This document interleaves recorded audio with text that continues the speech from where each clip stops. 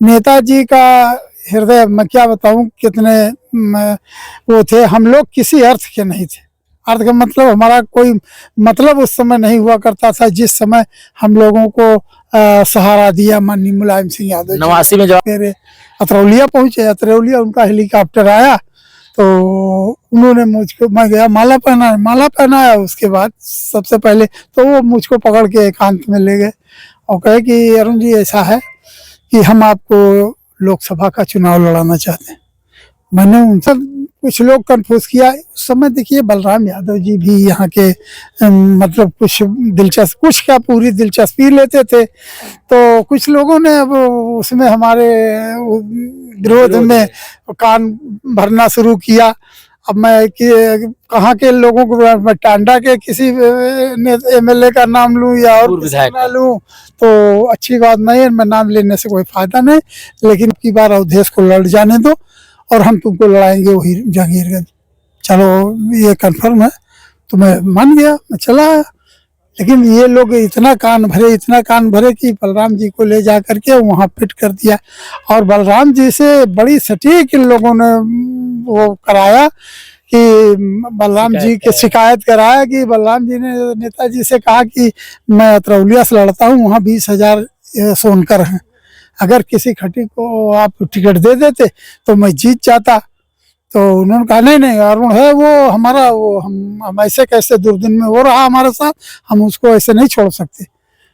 तो फिर बाद में जाने क्या लोगों की बात हुई। तो सपा कब छोड़े थे आप? सपा तो बहुत बाद में छोड़ा, याद नहीं सपा छोड़ा क्या। हाँ वो श्रीमती जी का हमारे वो था चुनाव ब्लॉक प्रमुख का। तो ब्लॉक प्रमुख तो हमने जितवाया ही था, लेकिन इन लोगों ने अविश्वास प्रस्ताव लाना शुरू कर दिया। तो एक मर्तबा लाए, उसमें भी किसी तरीके से बोल दोबारा पता नहीं कैसे। तो आखिर जब मुझे कोर्ट ही जाना पड़ा और कोर्ट जा करके फिर मैं स्टे ले लिया। फिर ये लोग सब हो गए पैदल। तब फिर भी ये लोग मतलब वहाँ हमारे यहाँ एक कौन है वर्मा बिरादरी की, वो हमारे ब्लॉक पे ज़्यादा हावी रहती है, वहाँ दूसरे की चलती नहीं। और उसके अगुआ यही थे लालजी वर्मा जी। तो अब इनको भी लोगों ने कान भरना शुरू कर दिया कि भाई ये अच्छे नहीं रहेंगे हम लोगों के लिए भविष्य में। असल बात अब क्या बताऊं, मैं कहना नहीं चाहिए, वहाँ लोगों की लूटपाट में चाहते थे और हम लोग खानदानी लोग थे। हमारे पिता स्वतंत्रता सेनानी रहे, एक बार एमएलए रहे, माता जी हमारी टीचर रही इंटर कॉलेज की, 4 बार वो एमएलए रही, 2 बार अकबरपुर से, 2 बार यहाँ से। उसके बाद मैं भी नेताजी की कृपा से हुआ एमएलए। तो हम लोग कभी भी। नमस्कार, आप देख रहे हैं अम्बेडकर नगर पोस्ट में हूं दुष्यंत कुमार। अम्बेडकर नगर जिले का वह चेहरा जो कभी राजनीति में सुर्खियों में हुआ करता था और जो परिवार राजनीति में चर्चित हुआ करता था। आजादी के बाद एक दौर शुरू हुआ, उस दौर में आपके माता और पिता दोनों लोग विधायक रहे और आप स्वयं भी विधायक रहे। ऐसी शख्सियत जो आज आपके बीच में है, हालांकि राजनीति में समय परिस्थितियां बदलती रहती हैं और मौजूदा हालात उस तरीके से नहीं हैं, लेकिन आपने राजनीति में वो दौर देखा, वो संघर्ष किया है कि एक बार दौर ऐसा आया था कि नेताजी मुलायम सिंह यादव आपको जबरदस्ती टिकट दे दिए थे और चुनाव लड़ा दिए थे, हेलीकॉप्टर में बिठाया और लोकसभा का चुनाव लड़ा दिया। परिणाम कुछ भी रहा हो, लेकिन नेता मुलायम सिंह यादव जी ने इन्हें टिकट दे करके और हेलीकॉप्टर में बिठा करके प्रचार किया और तत्समय ये जिला फैजाबाद का हिस्सा हुआ करता था। विधायक जी, आप जो है नेताजी मुलायम सिंह यादव के करीब कितने दिनों तक रहे? मैं 89 से पहले ही नेताजी के संपर्क में रहा और मुझे अच्छी तरह याद है कि नेताजी आए थे माननीय मुलायम सिंह यादव जी अकबरपुर। उस समय चिंताराम राजभर जीवित थे, सारे लोग इकट्ठा थे, भीड़ लग गई थी। तो डाक बंगले पर मैं अपने को बहुत गौरवान्वित महसूस करता हूँ कि अम्बेडकर नगर में अगर माननीय मुलायम सिंह के कलम से कोई मेंबर हुआ है पार्टी का, तो मैं माननीय मुलायम सिंह यादव जी के कलम से मेरी सदस्यता हुई और वो भी जनता दल की उस समय थी। तो वो जनता दल 89 में थी। तो अब आप समझिए उस समय मुझे याद है अच्छी तरह से कि ये भाजपा नहीं थी, ये कल्याण सिंह भी उसी में थे, रेवती रमण जी थे और बेनी प्रसाद वर्मा जी थे, सारे लोग थे। तो हम लोग तो नेताजी के हम लोग बच्चे थे उनके सामने, दुलरुआ यूं कहिए, दुलरुआ हम लोग उनके थे। बहुत ही हम लोगों को वो देते थे। नेताजी का जहाँ भी प्रोग्राम लगता था, जहाँ नेताजी शुरू शुरू में जब रैली उनकी निकली है वहाँ रूरा के लिए, कानपुर में एक जगह है रूरा, कानपुर देहात में, तो वहाँ हम लोग साथ ही गए थे और साथ ही वापस आए। वहीं से मेरा नेताजी का नारियल तो खैर यहीं पार्टी कार्यालय पर ही, जहाँ युवा कार्यालय है, तो यहीं नारियल फोड़ा गया था। हम लोग साथ गए, साथ आए, तो धीरे धीरे हम लोग काफ़ी घनिष्ठता में रहे नेताजी के। नेताजी का हृदय मैं क्या बताऊं कितने वो थे। हम लोग किसी अर्थ के नहीं थे। अर्थ का मतलब हमारा कोई मतलब उस समय नहीं हुआ करता था जिस समय हम लोगों को सहारा दिया माननीय मुलायम सिंह यादव जी। 89 में जब आप विधायक हुए तो कितनी साल उम्र रही होगी? तो मेरी उस समय 25-26 साल। हाँ 23-24 साल थी। 24 साल की उम्र विधायक हो हाँ गए थे। हो गया था। और वहाँ जब विधानसभा हम लोग जाते थे, गेट पास नहीं मिलता था जल्दी, उसने नहीं था ये लड़के कहाँ आए। लेकिन ये है कि जब उनको पता चलता था कि भाई अच्छा, तब वेशभूषा भी उतना ही दुरुस्त नहीं रहती थी कि विधायक होने के बाद आदमी थोड़ा टिप टाप से रहता। और पहले तो हम लोग छात्र जीवन में रहे और यही साकेत में अच्छा, लगे। इसके बाद नेताजी ने चुनाव कब लड़ाया था लोकसभा का आपको?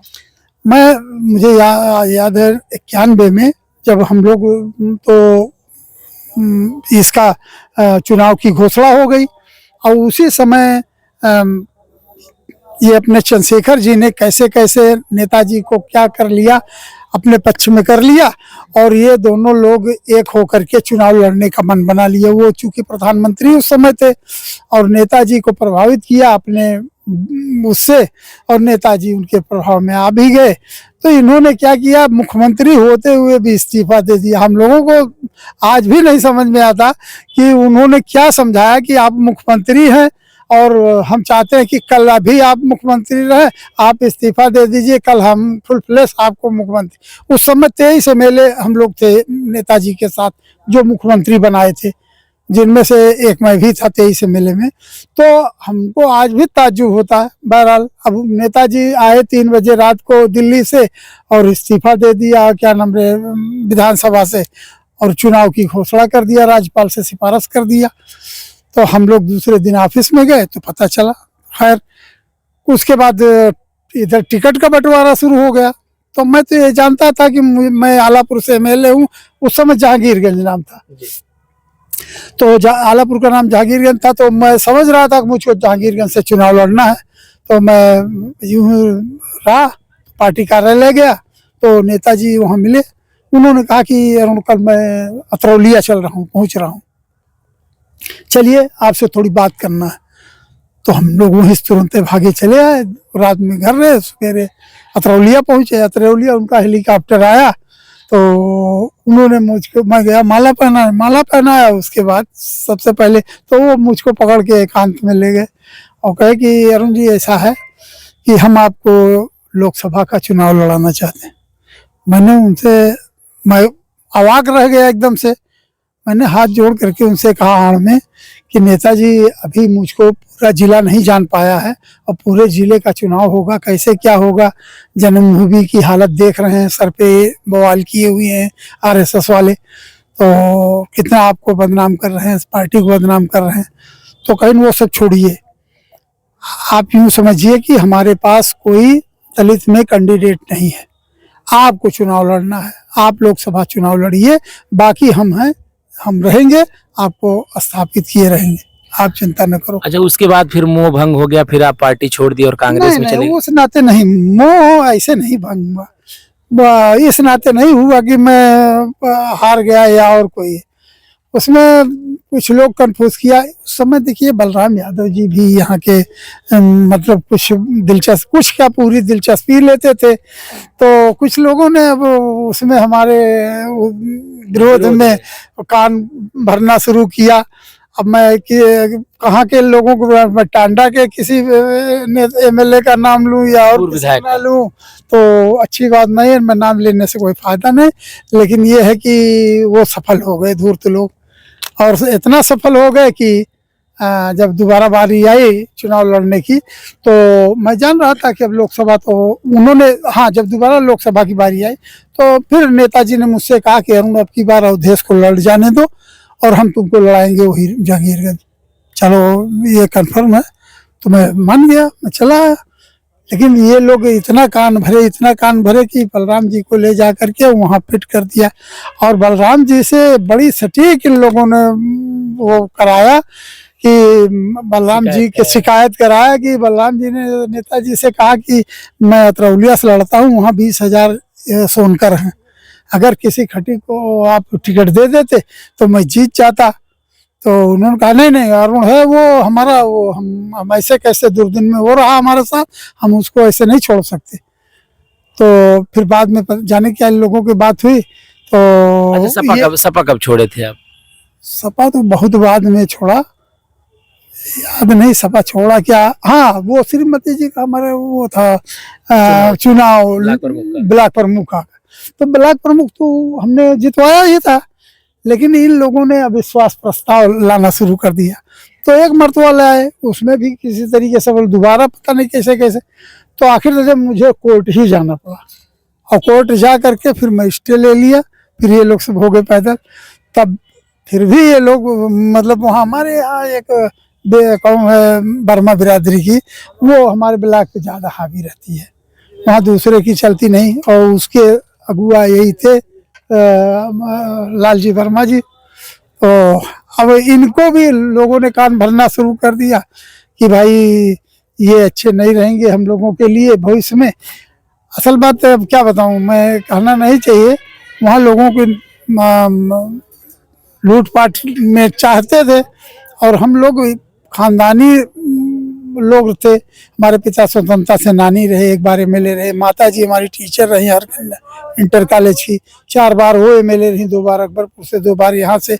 उसके बाद मैं भी नेताजी की कृपा से हुआ एमएलए। तो हम लोग कभी भी ऐसा नहीं चाहते थे कि हमारी पत्नी ब्लॉक प्रमुख हैं और यहाँ लूटपाट का कोई आरोप उन पर लगे या ठगी का कोई आरोप लगे। तो इसलिए मुझे वो लोग पसंद नहीं कर रहे थे। सपा छोड़ने का पछतावा होता है? नहीं, वो तो क्या बता, पछतावा क्यों नहीं है, पछतावा क्या क्या बताएं। अब जब उसमें दूसरे लोग लग गए थे, वो लोग सफल हो गए, मैं क्या, मैं छोड़ा थोड़ा दिल से, लेकिन हमारे विरोधी लोग सफल हो गए, बस इतना मैं जानता हूँ। उसके बाद आप कई चुनाव लड़े, कई सफलता नहीं लग पाई। नहीं, चुनाव तो लड़े, लेकिन अब चुनाव में अब आप समझिए 1 लाख वोट लोकसभा में पाया। उस समय जब जन्मभूमि अपने चरम पे थी, किसी की हिम्मत नहीं थी, गांव में हम लोग चले जाते थे तो माननीय नेताजी को बहुत भला बुरा कह करके प्रचार करते थे। मैं बसखारी में आज भी मुझको याद है, मैं मेरे साथ उसी समय, तो उसके बाद ही लोकसभा हुआ था, तो ये गधों पे लिखा रहता था नेताजी का नाम। आप जानिए कितनी घृणा लोगों के मन में थी नेताजी के प्रति। तो हम लोगों के लिए समझिए क्या, हम लोगों का तो गांव-गांव में चलना, वोट मांगना कमाल हो गया था। अच्छा, तब के विधायक और जो इस तरीके मौजूदा समय में लोग विधायक हो रहे हैं, उनके लाइफ में कुछ अंतर देख रहे हैं? बढ़िया गाड़ी और बढ़िया माहौल सब। हम लोग अब क्या बताएं, हम लोग डर के मारे किसी से चाय नहीं पीते थे कि कार्यकर्ता की चाय पियेंगे तो कहीं नेताजी तक शिकायत न हो जाते, तो अमीर गरीब सबकी चाय पीने के चक्कर में। तो इसलिए अब तो मामला दूसरे हो गया है। अब क्या हो गया है, अब मुझसे ज़्यादा आप लोग भी जानते हैं, पार्टी के लोग भी जानते हैं, दूसरी पार्टी के लोग भी जानते हैं, या यूँ कहिए जमाना जान रहा है कि अब क्या स्थिति है। कौन होता है तुरंत उसको कोई हर चीज़ उसको उपलब्ध हो जाती है। हम लोग रहे 3,000 हमारी तनख्वाह थी। 3,000 में मैं राम टांडा से आता था और यहाँ डीजल नहीं हटता था महीने भर का। तो अब आप समझिए कैसे कैसे है। और अब है, अब तो भाई मैं तो सुन रहा हूँ, मुझे मालूम नहीं सही सही, लेकिन लाखों बताते हैं कि लाखों रुपया वेतन है या TAD जो भी हो, इन लोगों का बहुत बेहिसाब है। तो क्या कहा जाए, ठीक है जो। तो अभी आपने पूर्व विधायक कुंवर अरोड़ी जी को सुना, जिनका कहना है कि मुलायम सिंह यादव जी के साथ आपने 23 विधायकों के साथ थे, जब सरकार बनी थी तो उसी में थे, लेकिन एक दौर आया, कुछ समय परिस्थितियां परिवर्तित हुई और आपको समाजवादी पार्टी छोड़नी पड़ी। इसके बाद कांग्रेस में गए, कांग्रेस से भी चुनाव लड़ा, सफलता नहीं हाथ लगी और फिर समाजवादी पार्टी में लौट कर आए और अब ये आपने निर्णय लिया था जब शामिल हुए थे कि अब समाजवादी पार्टी के झंडे में ही जाएंगे। तो समय परिस्थितियां बदलती रहती हैं, राजनीति में सबका समय आता है और सबकी जो है सबके दिन होते हैं। तो आपने वो दौर देखा है राजनीति का, जब बहुत लग्जरी लाइफ नहीं हुआ करती थी, बड़ा सामान्य जीवन होता था, लेकिन अब जो है लग्जरी लाइफ है, बढ़िया गाड़ियां हैं और उसमें चलने वाले नेताजी हैं, फिर उनके समर्थक हैं।